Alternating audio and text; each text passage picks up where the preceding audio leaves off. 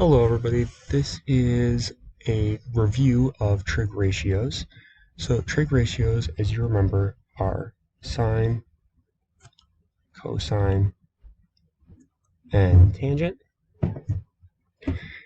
And each of these for our ratio will be the opposite side over hypotenuse, adjacent over hypotenuse, and opposite over adjacent.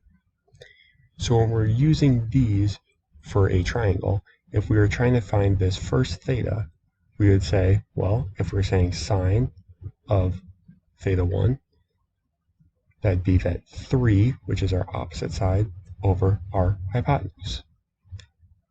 Cosine, that same thing, would be our adjacent side, which is 4, over our hypotenuse of 5. And tangent will be that opposite side over the adjacent. If we're looking at theta 2, though, then that same sine will now be the opposite side 4 over 5.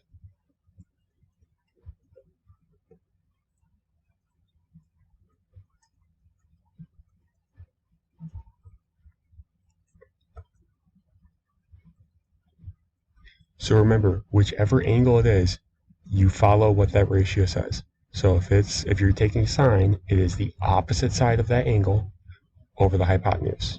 Cosine, the adjacent side of that angle over the hypotenuse. And tangent, opposite over adjacent. If you have any questions on this, please reach out. Otherwise, have a good night.